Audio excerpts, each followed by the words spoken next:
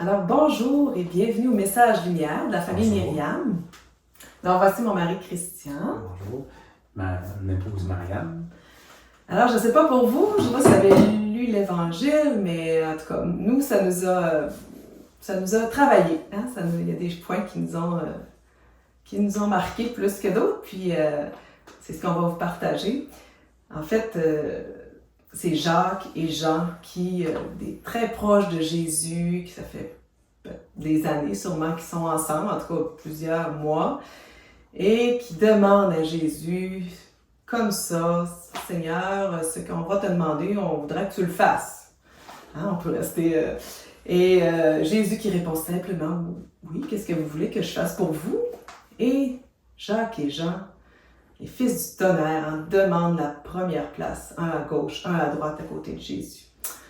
Quand même, hein, on peut comme moi, à chaque fois que je la lis, je me dis, mon Dieu, ils ont vraiment demandé ça, tu sais.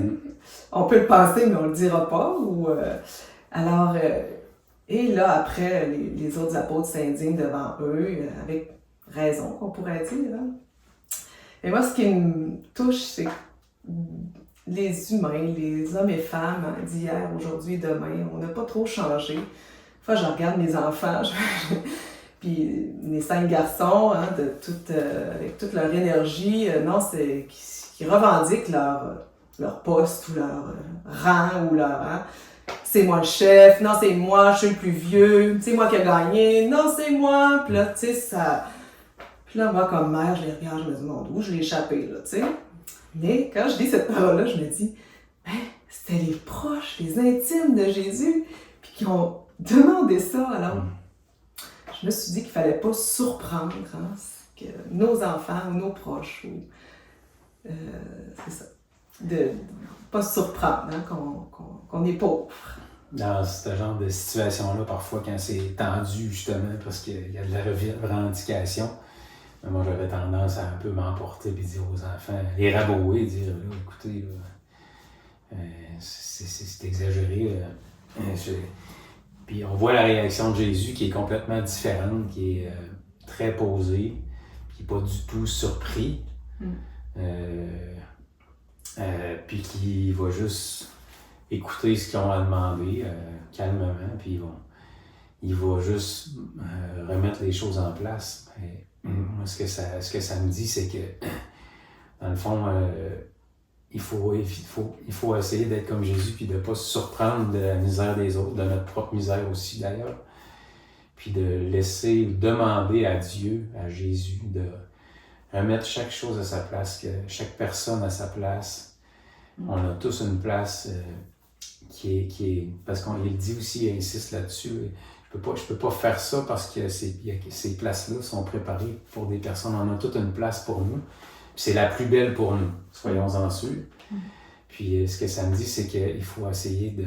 En tout cas, moi je demande au Seigneur qui vous permette d'être miséricordieux et aussi de ne pas être trop choqué par la misère des autres et la nôtre aussi.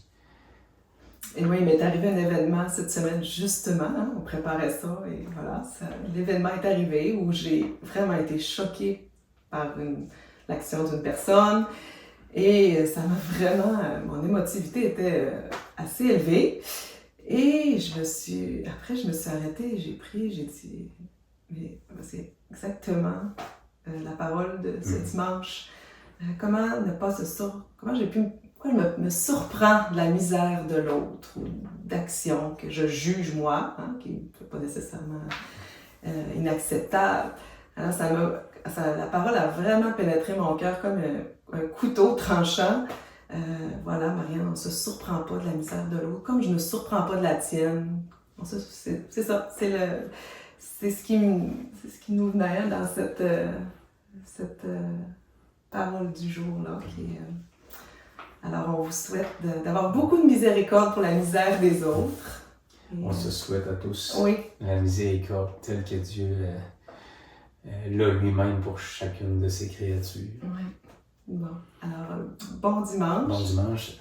À la prochaine. Jésus.